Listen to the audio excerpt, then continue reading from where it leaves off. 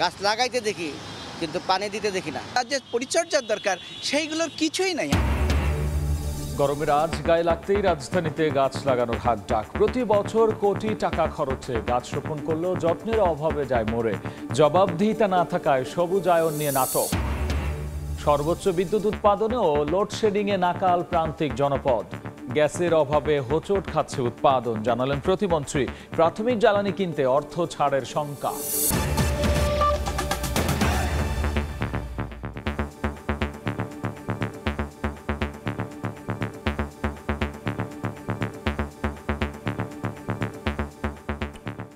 সময় সংবাদের সঙ্গে আছি আমি গোলাম রাব্বি। চলমান দাবদাহে গরমের আজ গায়ে লাগতেই রাজধানীতে শুরু হয়েছে গাছ লাগানোর হাঁক ডাক। প্রতি বছর ঢাকঢোল পিটিয়ে লাগানো হয় লাখ লাখ গাছ, কিন্তু প্রশ্ন হলো রোপণ করা এত গাছ তাহলে যায় কোথায়? বাস্তবতা হচ্ছে কোটি টাকা খরচ করে গাছ রোপণ হয় ঠিকই, কিন্তু বাঁচিয়ে রাখার জন্য নেওয়া হয় না ন্যূনতম যত্ন। সীমাহীন অবহেলায় গলা টিপে গাছের এমন হত্যাযজ্ঞ চলল যেন কারো নেই কোনো দায়, এমনকি নেই কোনো জবাবদিহিতাও। রাশেদ বাপ্পির কাছে শুনবো বিস্তারিত। ছবি তুলেছেন আমিনুল ইসলাম। রাজধানীর বাংলা মোটরে রোপণ করা এই গাছটির বয়স 4 বছরের কিছু বেশি। কোনো প্রকার মাটি প্রস্তুত ছাড়াই ইট পাথরের ভাঁজে লাগানো এই গাছটি এখনও টিকে আছে এক প্রকার ধুকে ধুকে। ওই সময় সংবাদ চোখে আঙুল দিয়ে দেখিয়ে দেয় রাজধানীতে বৃক্ষরোপণের নামে চলা নৈরাজ্য। কিন্তু প্রশ্ন হলো 4 বছরের ব্যবধানে কতটুকু বদলেছে পরিস্থিতি? সবুজ বন্ধু গাছের সামগ্রিক চিত্র দেখার আগে নজর দেয়া যাক 4 বছর আগে, অর্থাৎ প্রায় একই সময়ে একই এলাকায় লাগানো অন্যান্য গাছের দিকে। তবে ক্যামেরার চোখে গাছের অস্তিত্ব খুঁজে পাওয়াই দুষ্কর। পরিচর্যার অভাবে নিশ্চিহ্ন হয়ে গেছে অনেক আগেই। পরিবর্তন আসেনি গাছ রোপণ পরিকল্পনায়ও। পথের ধারে মাটির কিছুটা অস্তিত্ব মিললেই পুঁতে দেয়া হয় গাছ। করা হয় না মাটির পরিমাণ কিংবা গাছের প্রজাতি নিয়ে কোনোরূপ বাছ বিচার। এ যেন তামাশা ছাড়া আর কিছুই নয়। গাছ লাগাইতে দেখি কিন্তু পানি দিতে দেখি না। তার জন্য যে খাদ্যের দরকার, তার জন্য যে নিরাপত্তা, তার যে পরিচর্যার দরকার সেইগুলোর কিছুই নাই। গরমের সময় আমরা বলি অনেক গরম, কিন্তু আমি চাইলে কিন্তু আমার বাড়ির সামনে 2টা গাছ লাগাতে পারতাম, কিন্তু আমি সেটা না করে কি করছি, 2টা রুম বাড়াচ্ছি যেন বাড়তি আয় করতে পারি। কথা ছিল বিভিন্ন ফাঁকা জায়গার মতো সবুজে ভরে উঠবে ফুটওভার ব্রিজও। সেই লক্ষ্যে লাগানো হয় দৃষ্টিনন্দন গাছও, কিন্তু ধুকে ধুকে নিঃশেষ হওয়া গাছের খালি টব এখন রূপ নিয়েছে দৃষ্টি দূষণের কারণ হিসেবে। গাছকে গলাটি মারা হচ্ছে, মেরে ফেলছে, কারণ এটাতে পানি দেওয়া হয়নি, এখানে কোনো যত্ন নাই। প্রতি বছরই এটা লাগায়, মরে যায় আবার লাগায়, মরে যায় আবার লাগায়। এটা বাণিজ্য প্রক্রিয়া। গাছের সাথে যেরকম আচরণ করা হচ্ছে এটা এক ধরনের শাস্তিযোগ্য ক্রাইম এবং এটা হত্যাকাণ্ড বলা যেতে পারে। এ তো গেল বৃক্ষ রোপণ কিংবা যত্ন আত্মের বিষয়, কিন্তু এর বাইরেও উন্নয়ন কিংবা প্রয়োজনের অজুহাতে এই শহর থেকে এক মুহূর্তের জন্য বন্ধ হয়নি সবুজ নিধন। বিনিময়ে বিক্ষিপ্ত ও অপরিকল্পিতভাবে কিছু গাছ রোপণ করা হলেও সেখানেও নেই কোনো যত্নের ছোঁয়া।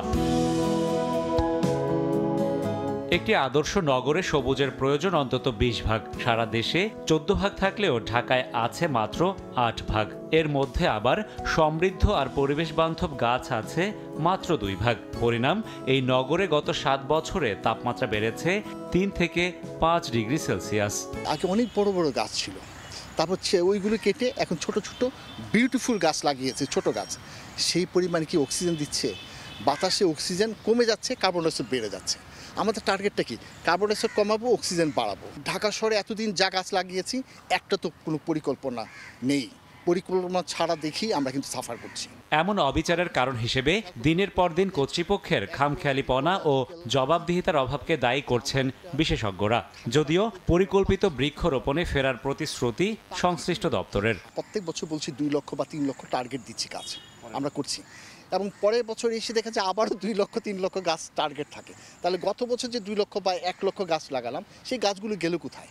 মানে হচ্ছে ওই গাছগুলো মারা গিয়েছে, ঠিক একই জায়গায় আবার গাছ লাগাচ্ছি।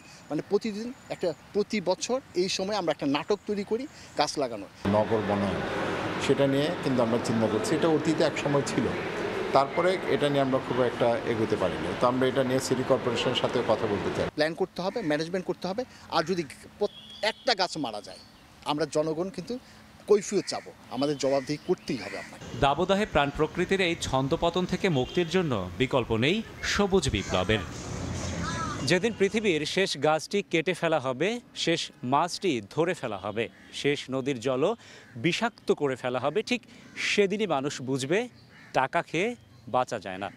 বিখ্যাত এই প্রবাদ বাক্য সত্য না হোক, শুভবুদ্ধির উদয় হোক আমাদের সবার মাঝে। রাশেদ বাপ্পি, সময় সংবাদ, ঢাকা। ভরা গ্রীষ্মে সরবরাহ বাড়ানোর সিদ্ধান্তের মধ্যে প্রাকৃতিক গ্যাসের অভাবে হোঁচট খাচ্ছে চাহিদা মাফিক বিদ্যুতের উৎপাদন। সর্বোচ্চ ক্ষমতায় প্ল্যান্ট চালানোর নির্দেশনা থাকলেও বাস্তবে তার কোনো মিল নেই। সংশ্লিষ্ট প্রতিমন্ত্রীও দাবি, চাহিদা মতো গ্যাস পেলে সর্বোচ্চ 18,000 মেগাওয়াট পর্যন্ত বিদ্যুৎ উৎপাদনে সম্ভব তারা। পাশাপাশি চরম গরমের এই মৌসুমে প্রাথমিক জ্বালানি কিনতে অর্থ ছাড়ের বিষয়ে শঙ্কা খোদ মন্ত্রণালয়েই। এদিকে সর্বোচ্চ বিদ্যুৎ উৎপাদন ও লোডশেডিংয়ের ভোগান্তিতে নাকাল প্রান্তিক জনপদের মানুষ। ব্রাহ্মণবাড়িয়া থেকে ফিরে সালাউদ্দিন লিয়ার ক্যামেরায় দেবাশিস রায় রিপোর্ট। তীব্র তাপদাহের এই সময়ে পাল্লা দিয়ে বেড়েছে বিদ্যুৎ চাহিদা। খেটে খাওয়া মানুষ অল্প বিস্তর সুযোগে বৈদ্যুতিক পাখায় কিছুটা শীতল হতে চাইলেও তাদের নাজেহাল অবস্থা অপরিকল্পিত লোডশেডিংয়ে। প্রশ্ন হলো, দেশে বিদ্যুৎ কেন্দ্রের সংখ্যা প্রায় 150, উৎপাদন সক্ষমতাও 26,000 মেগাওয়াটের ঘর ছাড়িয়েছে। তবু কেন লোডশেডিংয়ের ভোগান্তি? এর উত্তর কিছুটা পাওয়া গেল দেশের প্রথম পাওয়ার হাব হিসেবে স্বীকৃত আশুগঞ্জের এই কেন্দ্রগুলোতে।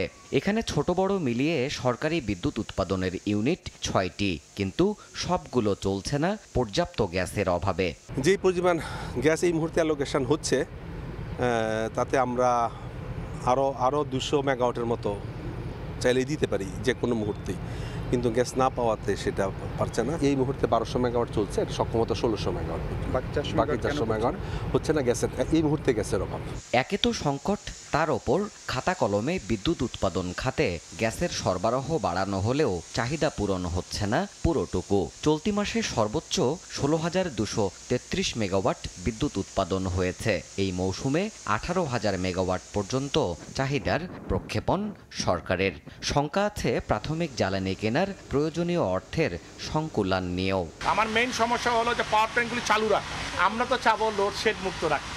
আমি তো বললাম পাওয়ার প্ল্যান্ট তৈরি, ওই লেভেল পর্যন্ত ট্রান্সমিশন লাইনও তৈরি আছে, 18,000 পর্যন্ত দেওয়া, ডিস্ট্রিবিউশনও তৈরি আছে। মেইন যোগান হলো আমার গ্যাস এবং তেলের যোগান দেওয়া। আমরা কিছু টাকা পেয়েছি, কিছু টাকা আমরা এই কয়েকদিনের মধ্যে পাবো আশাবাদী, বাট এটা অতি সামান্য। বাট আমার কাছে মনে হয় যে এটা একটা ফ্লো থাকা উচিত।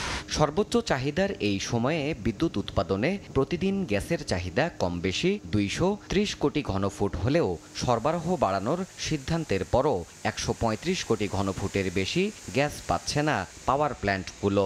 ফলে সঞ্চালন এবং উৎপাদন মিলিয়ে অন্তত 1.5 থেকে 2,000 মেগাওয়াট বিদ্যুতের লোডশেডিং নিয়েই পার হচ্ছে দিন। প্রান্তিক পর্যায়ে বিদ্যুৎ শতভাগ ঘোষণা করা হলেও শুধুমাত্র প্রাথমিক জ্বালানির অভাবেই এই আশুগঞ্জের পাওয়ার হাবের সবগুলো ইউনিট চালানো সম্ভব হচ্ছে না পূর্ণোদ্যমে। এমন সংকটগুলোর সমাধান না হলে শতভাগ বিদ্যুতের সুফল মানুষের ঘরে ঘরে পৌঁছানো দুষ্কর হবে বলছেন সংশ্লিষ্ট প্রকৌশলীরা। দেবাশিস রায়, সময় সংবাদ, আশুগঞ্জ পাওয়ার স্টেশন, ব্রাহ্মণবাড়িয়া। শুরু হয়েছে 46তম BCS এর প্রিলিমিনারি পরীক্ষা। এই মুহূর্তে রাজধানীর ইডেন মহিলা কলেজ কেন্দ্রে আছেন রিপোর্টার শাকির আহমেদ। সরাসরি যাচ্ছি তার কাছে। সকাল 10টায় শুরু হয়েছে, ইতোমধ্যেই কিন্তু পরীক্ষার্থীরা কেন্দ্রে প্রবেশ করেছেন। আমরা আছি রাজধানীর ইডেন মহিলা কলেজ কেন্দ্রে। আমরা দেখতে পেয়েছি নির্ধারিত সময়ের, অর্থাৎ 10টা বাজার ঠিক 2 থেকে 3 ঘন্টা আগে থেকেই কিন্তু পরীক্ষার্থীরা এই কেন্দ্রে আসতে শুরু করেন এবং তারা যথারীতি প্রবেশ করেন এবং 9টা 30 মিনিটের পর কিন্তু এই কেন্দ্রে প্রবেশের যে দরজা সেটি বাংলাদেশ পাবলিক সার্ভিস কমিশনের নির্দেশনা অনুসারে বন্ধ করে দেওয়া হয়।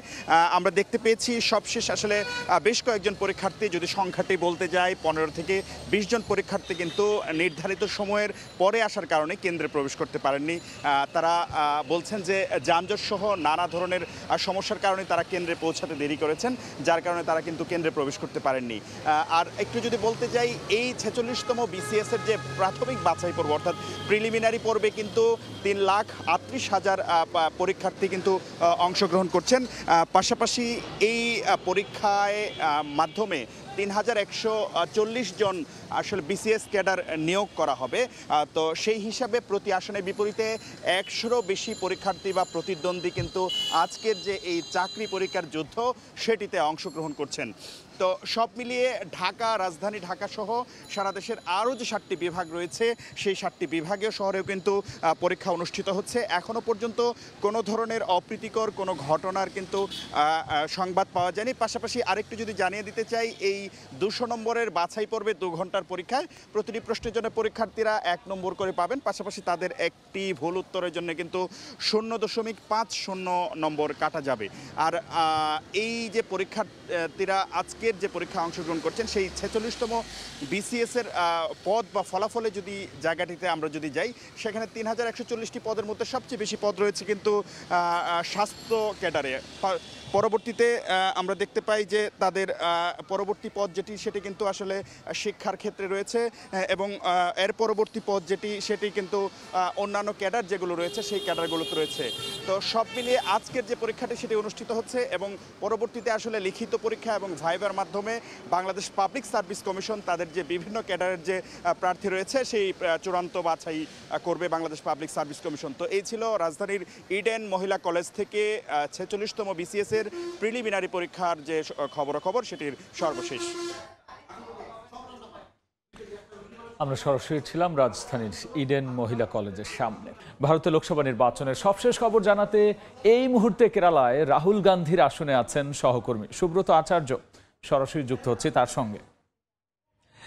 দেখুন, এবার দ্বিতীয় দফায় যে কটি রাজ্যে ভোট হচ্ছে তার চেয়ে বেশি সংখ্যক আসনে ভোট হচ্ছে কেরালায়, এবং এক দফায় এই রাজ্য 20 আসনের লোকসভার আসনের রাজ্য।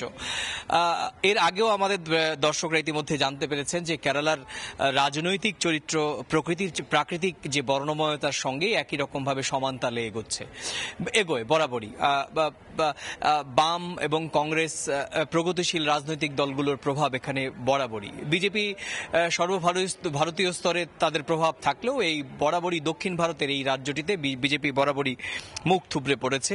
তাদের ধর্মীয় মেরুকরণের যে রাজনীতি, বলা ভালো যে ধর্মীয় বিভাজনের যে রাজনীতি, সেইটি স্থানীয় মানুষ, শিক্ষিত ভোটাররা তারা বরাবরই প্রত্যাখ্যান করেছেন। গত কয়েকদিন আমি বিভিন্ন শ্রেণী পেশা মানুষের সঙ্গে কথা বলেছি, তারা কিন্তু একই কথা বলেছেন। তারই প্রতিফলন হয়েছে আজকে আমরা সকাল থেকে যখন দেখেছি যে গণতান্ত্রিক অধিকার প্রয়োগের উৎসবে সামিল।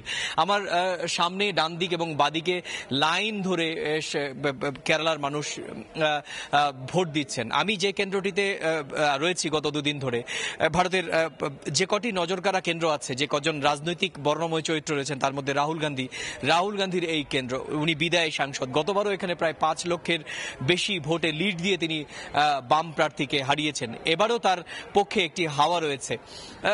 নির্বাচনের ফলাফল কি হবে সেটি আজকেই নির্ধারণ করে ফেলবেন। আপনি জানেন যে গোটা কেরালায় ভোটার সংখ্যা প্রায় 2,70,00,000। তার মধ্যে নারী ভোটারের সংখ্যা কিন্তু পুরুষ ভোটারের সংখ্যা থেকে বেশি। এবং এখানে আপনি জানেন যে সকাল থেকে যেরকমভাবে আমি এর আগে আরেকটি ভোট কেন্দ্রে দেখেছি, সেখানেও নারী পুরুষ নির্বিশেষে বৃদ্ধ এবং তরুণ ভোটারদের সহাবস্থান দেখে কিন্তু গোটা এই কেরালার বা দক্ষিণ ভারতের অন্যতম এই আসনটির কেরালার যে ভোটটা যে উৎসব মুখর পরিবেশে চলছে সেইটি কিন্তু পরিষ্কার। এর মধ্যে জানি রাখি, সর্বভারতীয় স্তরে আপনি জানেন যে 88টি লোকসভার আসনে ভোট চলছে। সকাল 9টা পর্যন্ত নির্বাচন কমিশনের দেয়া তথ্য বলছে 9.3% হারে ভোট পড়েছে। আর আমি যে রাজ্যের বাসিন্দা, পশ্চিমবঙ্গে 3টি আসন আপনি জানেন, রায়গঞ্জ, দার্জিলিং এবং বালুরঘাটে নির্বাচন ভোট চলছে সকাল থেকেই। ছোটখাটো কয়েকটি বিচ্ছিন্ন ঘটনা ছাড়া মোটের ওপর ভোট পড়েছে শান্তিপূর্ণভাবে। সকাল 9টা পর্যন্ত যে ভোট পড়ার শতাংশের হার কিন্তু 15.3% হারেই ভোট রয়েছে। তো এই ছিল আমার কাছে ভারতের দ্বিতীয় দফা ভোট গ্রহণের সকাল 7টা থেকে 9টা পর্যন্ত যে তথ্য, সর্বশেষ যে ভোট সংক্রান্ত আমার কাছে থাকা এই সংক্রান্ত সবশেষ তথ্য। ভারতের লোকসভা নির্বাচনের সবশেষ নিয়ে আমরা সরাসরি ছিলাম কেরালায়। এ পর্যায়ে শীর্ষ সংবাদ জানিয়ে দিচ্ছে আরও একবার। গাছ লাগাইতে দেখি কিন্তু পানি দিতে দেখি না। তার যে পরিচর্যার দরকার সেইগুলোর কিছুই নাই। গরমের আজ গায়ে লাগতেই রাজধানীতে গাছ লাগানোর হাক ডাক। প্রতি বছর কোটি টাকা খরচে গাছ রোপণ করলেও যত্নের অভাবে যায় মরে। জবাবদিহিতা না থাকায় সবুজায়ন নিয়ে নাটক। সর্বোচ্চ বিদ্যুৎ উৎপাদনেও লোডশেডিংয়ে নাকাল প্রান্তিক জনপদ। গ্যাসের অভাবে হোঁচট খাচ্ছে উৎপাদন, জানালেন প্রতিমন্ত্রী। প্রাথমিক জ্বালানি কিনতে অর্থ ছাড়ের শঙ্কা।